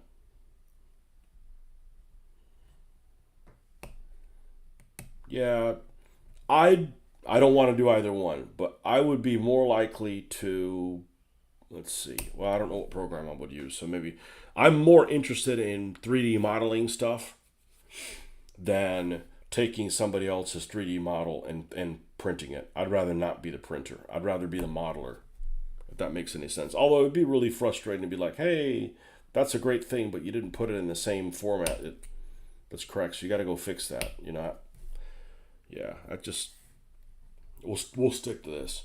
We'll let the pros do stuff like that. You and the other pros. Did you ever see that one? And I don't know where it was. I don't know what it was in. It might have been in War Games, Soldiers, and Strategy. It probably was. And this guy had made these 2mm, I think they were 2mm, Romans and Gauls. And he made them where they would fit on like DBA size stands, but they were in formations. So in other words, the legionnaires were like in rows and stuff like that, or in with shields facing out, and the Gauls were just and all you could see is like some helmets, some shields, and like this mass of things. It actually looked really good. I don't know how exciting they would be to paint. I think it would play just fine. I just it'd be hard to like get up and go like, man, I can't wait to paint these figures. Like, I don't think it would have that appeal to me. No, I didn't know you 3D modeled. Oh, I remember that. I just didn't realize that was you. Yeah, I didn't realize that was you. I mean, I didn't realize it was your model. No, this is going to go flying across the room. We're going to be missing this. So let's not do that.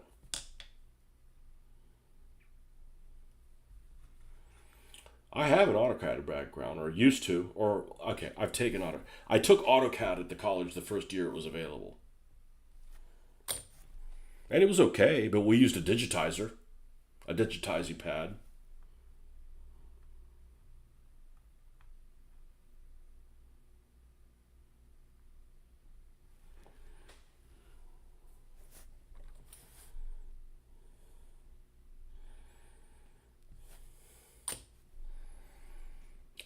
I hate any of that technology stuff when it doesn't work.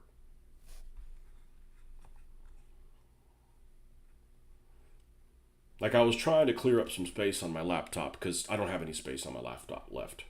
First of all, it only comes with 256 gig, of which I have like 2 gig left.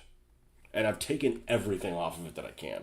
The only thing I have on there is what else I got? I've got War Thunder on there. I've got the couple of Slitherine games that are really small. And Streamlabs that I'm using right now. And I spent probably 30 minutes yesterday trying to eliminate anything that didn't need to be on there because I couldn't even do an update on World of Warships because I was short on space. So I spent half an hour cleaning it up, figured I had enough space, or I moved everything I could, other than those specific things that I use on a frequent basis. Went and did again, did the update, went 95% through, and then it tells me, oh, you don't have enough space, so I have to start over again. I'm like, fuck this. I've got to get an external hard drive. But I got more space on my phone than I do on my laptop. That's just how the laptop came. It's a Microsoft Book or Microsoft Surface Book, or I forget exactly what it's called. They don't make it anymore. But it's the only gripe that I have with it. It's solid, but it lacks memory.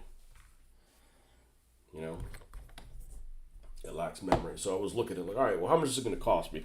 I said I'd probably get away with something like a couple terabytes or whatever. But I don't know if you put a program on that external hard drive and it still runs smooth. Like I don't have any Ghosts of Ostfront. None of that stuff's on there. I'll have to download it again if I ever want to play it. It's like annoying. It's like I touched that without wanting to. Put this back in here before it gets molded on where you don't want it. Think you will like your 2mm miniatures in formation, but not boring squares, more like mid-charge. Interesting. Well, maybe that's your background that you're really, into. Like, the stuff that I do here, I think is super easy because I've done it a lot of times. The 3D bot maker guy. Editing videos are probably a piece of cake for him. They'll still take a long time, guaranteed, but that's what he does for a living. And besides, I think, we all have edges on things. There's stuff that we're good at. There's stuff that we have a natural inclination to be good at, and then we practice it, and you become even better at it. Like some people that are just musicians and stuff. Like, that's not me. Mine's directions. Like, if Google Earth stopped working, I could still find my way around. I mean, obviously, using Google Earth, I'm even more useful, but, that's my, painting these tiny little things, as long as my wrist is rested. I'll admit it, there's just some things that you have just a natural inclination to do, and you're successful when you do it, and it makes you want to do it more. So then you become even better at it.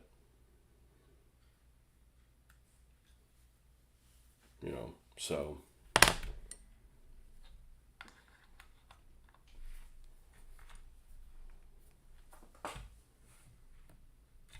Okay.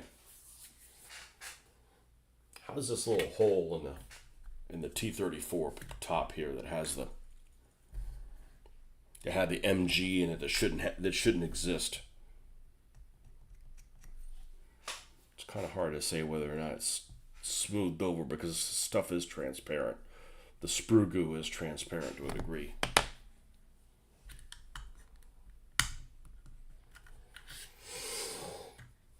Okay. So now the question is, do I have any stuff I can add to these three?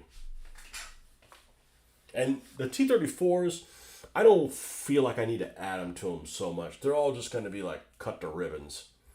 Anyhow, I never did find that machine gun. And I looked down here. I'm not going to vacuum until I find it. I don't even know where. I don't think that was actually a piece that fell on the ground. Might just be sitting off here to the side. I'll have to fine tune and clear this thing out to find the MG. Let's see if the stuff that I had done in the past is helpful. I'm gonna go to a bag here that says German. Okay. And here's all my extra German bits.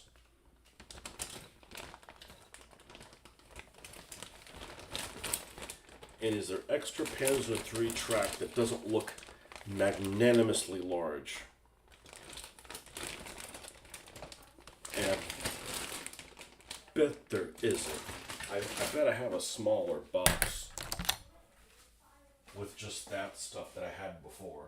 And let's see if I can find it here quickly. If not, we'll just have to circle back to that at a later date.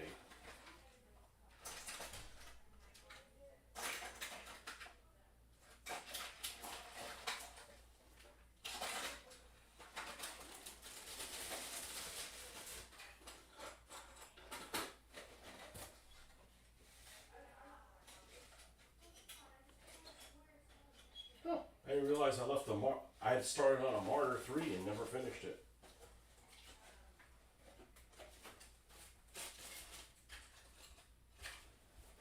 Well, I'm not sure where it is. Oh. I gave signs of giving up and I found it. Well, it's where it should have been.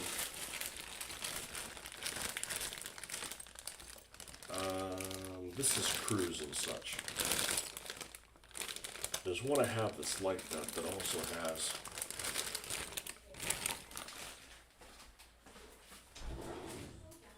pieces, parts. I'll tell you what, I'll find it, and that's what we'll pick up next time. Anyways, thanks for stopping by, folks. Enjoy your day. We'll see you on the next one. You also designed 3,000 scale triremes since Langston Miniatures closed. It'll be really interesting to see what those look like. All right, man. Have a